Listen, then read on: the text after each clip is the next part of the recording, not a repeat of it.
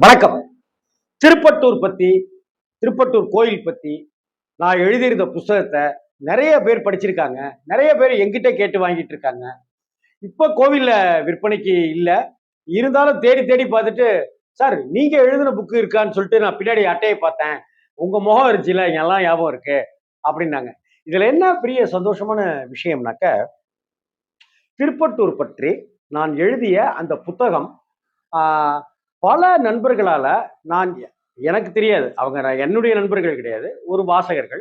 ஆனா அவங்கெல்லாம் தன்னுடைய கல்யாண நாள், பிறந்த நாள் அப்படிங்கிற சமயத்துல ஒரு 20 புக்கு, 25 புக்குன்னு வாங்கிக்கிட்டு, அ வீட்டுக்கு வரவங்களுக்கு கேக் வெட்டி கொண்டாடுற அந்த தருணத்துல எல்லாருக்கும் பரிசா அந்த புத்தகத்த குடுக்கிறத வழக்கமா வச்சுட்டு இருக்காங்க.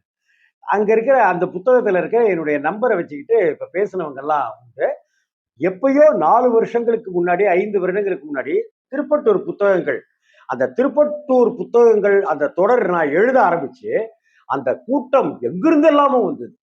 எழுத்து சித்தர் என்னுடைய குருநாதர் பாலகுமாரன் சார் வந்து ஒரு நாள் ஃபோன் பண்றாரு.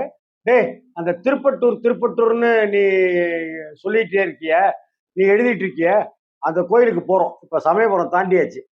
அந்த கோயிலுக்கு போறோம்." அப்படின்னு சொன்னப்ப, "சார் இத நான் இப்ப சொல்லிடுறேன் சார்." அப்படின்னு சொல்லி அங்க சார் வராரு அப்படின்னு சொல்லிட்டு அங்க இருக்கிற குருக்கள்கிட்ட கிளர்க்கு அவங்ககிட்டலாம் நான் சொன்னேன். அப்ப சாரு வந்து நல்லா ரிசீவ் பண்ணி ஏன்னா சாருடைய ரீடர்ஸ் எங்க பார்த்தாலும் இருப்பாங்க. அப்ப சார் பார்த்துட்டு அவர் என்கிட்ட வெளியில வந்துட்டு தரிசனம்லாம் பண்ணி முடிச்சுட்டு வெளியில வந்துட்டு சார் சொன்னார், டேய் என்னடா ராம்ஜி என்ன பண்ணி வச்சிருக்க அப்படின்னாரு. சார் என்ன சார், ஏண்டா ஒரு சிவன் கோவிலை பொறுத்த வரைக்கும் திங்கக்கிழமை கூட்டம் இருக்கும், இல்லாட்டா பிரதோஷத்தன்னைக்கு கூட்டம் இருக்கும், மிஞ்சி மிஞ்சி போனா ஞாயிற்றுக்கிழமை கூட்டம் வரும். ஆனா என்னடா புதன்கிழமை அவ்வளவு கூட்டம்டா, என்ன பண்ணிட்டு வச்சிருக்க? I love you Ramji. உன்னுடைய எழுத்து வந்து அசைக்க முடியாத ஒரு எழுத்துறா ராம்ஜி. நீ நல்லா இருப்படா, சௌக்கியமா இருப்ப அப்படின்னு சொல்லிட்டு பாலகுமாரன் சார் சொன்னாரு. ஒரு புதன்கிழமை அன்னைக்கு பெருமாள் கோவில்ல, ஆஞ்சநேயர் கோவில்ல சக்கரத்தாழ்வாரை தரிசிக்கிறதுக்கு அப்படித்தான் கூட்டம் இருக்கும்.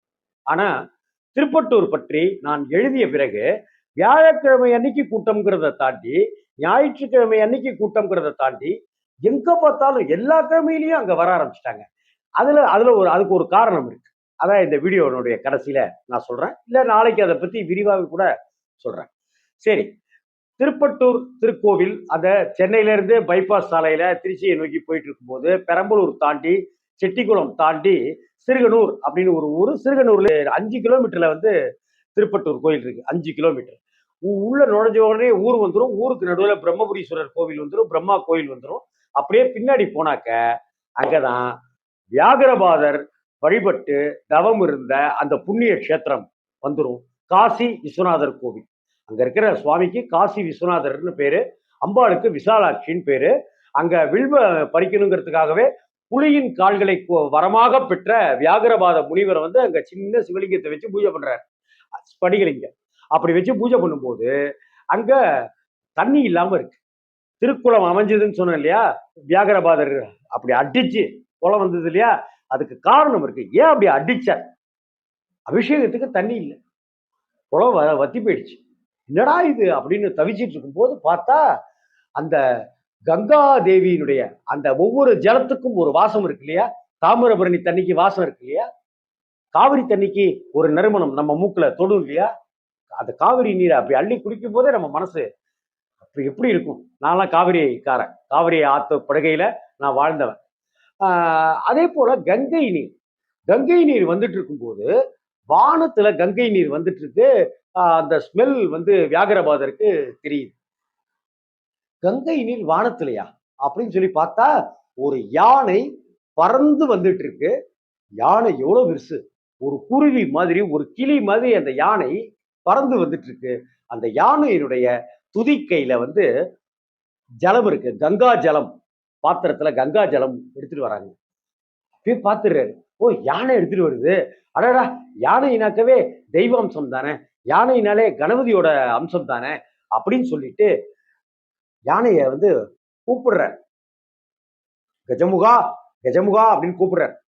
யானை அப்படியே பாக்குது, தலைய சிலுப்பி என்ன அப்படின்னு அங்கேயிருந்து கேட்குது. ஆனா தன்னுடைய ஸ்பீட அது குறைக்கவே இல்லை. எனக்கு சிவ வழிபாடு செய்யணும், சிவ பூஜை பண்ணணும், ஆனா தண்ணி இல்லை. கொஞ்சம் கங்கா தீர்த்தம் எடுத்துன்னு போற போல இருக்கு, கொஞ்சம் கொடுப்பா அப்படின்னு யானை கிட்ட அப்படி கேட்கிற. யானை சொல்லுது, ஆட போயா நீ வேற. நாங்க வந்து இந்த இந்த இதை வந்து டெய்லி எடுத்துட்டு போறத வழக்கமா வச்சிருக்கேன். இன்னைக்கு டைம் ஆயிடுச்சியா, எங்க எடுத்துட்டு போற? திருவானைக்கா ஜம்புகேஸ்வரருக்கு இந்த கங்கா தீர்த்தத்தை எடுத்துட்டு போறேன் அப்படின்னாங்க. திருச்சிக்கு உள்ளார இருக்கிற ஸ்ரீரங்கத்துக்கு பக்கத்துல இருக்கிற திருவானைக்காவல் அப்படிங்கிற கோவில்ல ஜம்புகேஸ்வரர் கோவில் குடிகொண்டிருக்கிறாருங்கிறது நமக்கு தெரியும். அகிலாண்டேஸ்வரின்னு அகிலத்தையே காக்கிற அந்த தெய்வம் தேவி அங்க இருக்கிறாங்கிறது நமக்கு தெரியும். யானை வழிபட்ட ஸ்தலம், சிலந்திக்கு வரம் பெற்ற ஸ்தலம் அப்படின்னு நிறைய பெரிய புராதன பெருமைகள் கொண்ட திருவானைக்காவலுக்கு தினமும் கங்கை நீர் எடுத்துட்டு போறத வழக்கமா வச்சுட்டு இருக்கிற அந்த யானை இதை பார்த்துட்டு அவர் கேட்கிறாரு, நீ உனக்கெல்லாம் தரமாட்டேன், இதுல ஒரு துளி கூட உனக்கானது கிடையாது, என்னுடைய பூஜைக்கானது, என்னுடைய சிவத்துக்கானது, என்னுடைய ஜம்புகேஸ்வரருக்கானது அப்படின்னு அந்த யானை சொல்ல தாங்க முடியாம அழற. ஒரு சொட்டு, ஒரு சொட்டுங்கிற, அதெல்லாம் முடியாது அப்படின்னாங்க. இங்க ஒரு சொட்டு கண்ணீர் எவ்வளவு வலிமையானது அப்படிங்கிறது நிறைய பேருக்கு தெரியறது இல்லை. அடுத்தவர்களுடைய கண்ணீர், அடுத்தவர்களுடைய அழுகை, இதெல்லாம் இங்க விமர்சனமா தான் பார்க்கப்படுது. அந்த ஒருத்தர் அழறாருன்னா ஏன் அழறாரு, எவ்வளவு பெரிய துக்கம் அப்படின்னு இங்க புரிஞ்சுக்கிறதுக்கு உண்டான புத்தியே இல்லை. புத்தி இருந்தா தானே புரிஞ்சுக்க முடியும், மனசே இல்லை. மனசு இருந்தா தானே தெரிஞ்சுக்க முடியும். ஆனா இந்த யானை கல் நெஞ்சம் படைச்ச யானையா இருக்க அப்படின்னு சொல்லி வியாகரபாதர் ரொம்ப வேதனைப்படுறாரு. என்னப்பா இதுல பாத்தீங்கன்னா, நீங்க பெருமாள் மற்ற தெய்வங்கள் அப்படிங்கிறதெல்லாம் இருந்தாக்க பெரிய சோதனைகள்லாம் இருக்காதுங்க. ஆனா இந்த சிவ வழிபாட்டுல மட்டும்தான் ஏகப்பட்ட சோதனைகள். இந்த நெத்தியில விபூதி பட்டையெல்லாம் அடிச்சுக்கிட்டு நீ சிவாய நமக சிவாய நமகன்னு சொல்லி சிவ வழிபாடு செய்யறவங்களுக்கு தான் பக்தர்களை சோதனைப்படுத்திக்கிட்டே இருப்பாரு, டெஸ்ட் வச்சுக்கிட்டே இருப்பாரு சிவன். கடுமையான வாத்தியார், ஹெட் மாஸ்டர். அப்படி ஒரு ஹெட் மாஸ்டர் தான் சிவன். ஏப்பா நீ எனக்கு எவ்வளவு சோதனை கொடுக்கணுமோ அவ்வளவு சோதனை கொடுக்குறியா நீனு, உனக்கா அதனால நான் அபிஷேகத்தை நிறுத்திடுவேன் நான் தண்ணி இல்லைன்ட்டு அப்படின்னு சொல்லி கதர்றாரு, கோவப்படுறாரு. அந்த சிவலிங்கத்தை பார்த்து இத்தினூண்டு சிவலிங்கம், ஸ்படிகலிங்கம் இத்தினூண்டு, அதுக்கு இத்தினூண்டு தண்ணி வேணும்.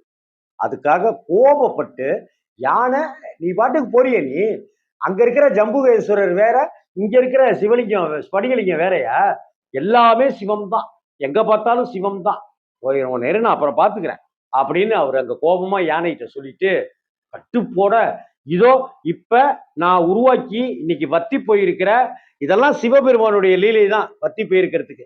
இங்க நான் வந்து சிவனை வேண்டிக்கிட்டு நான் என் காலால ஓங்கி ஒரு மிதிப்பேன், இங்க தண்ணி வரணும். அதுவும் சாதாரண தண்ணிலாம் இல்ல, பக்கத்துல இருக்கிற காவிரி தண்ணிலாம் இல்ல, கங்கை நீர் இங்க வரணும்.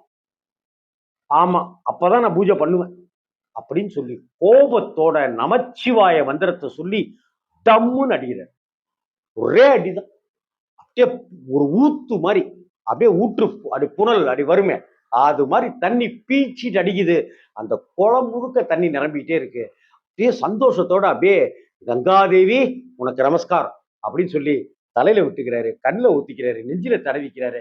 அப்படியே கையில ஈழெல்லாம் தடவிட்ட, சிவா என்னுடைய சிவனே, என்னுடைய சிவனே, உனக்கு அபிஷேகம் செய்யறதுக்கு கங்கையில இருந்து தண்ணி கொண்டு வந்திருக்கேன்.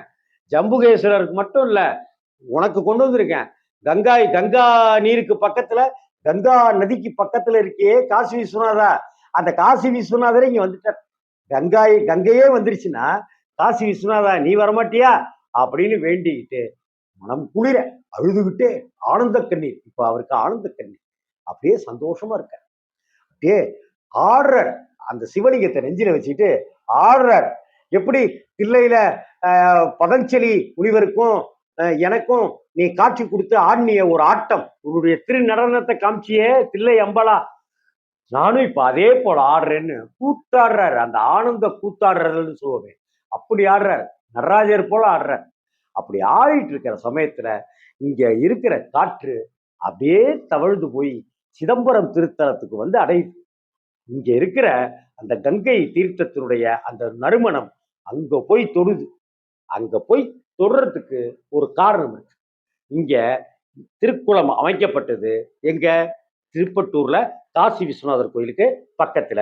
அந்த அத இப்படி பறவை பார்வையில பார்த்தோம்னாக்க, அதாவது யானை போற மாதிரி அப்படி போய் அப்படி பார்த்தோம்னாக்க, அந்த குளம் இன்னைக்கும் ஒரு புலியின் கால்பட்ட வடிவத்தை போலவே அது இருக்குங்கிறது அமானுஷ்யமா, அதிசயமா, ஆச்சரியமா, வினோதமா, சிவ பலனா, சிவ புண்ணியமா, சிவ விளையாட்டா?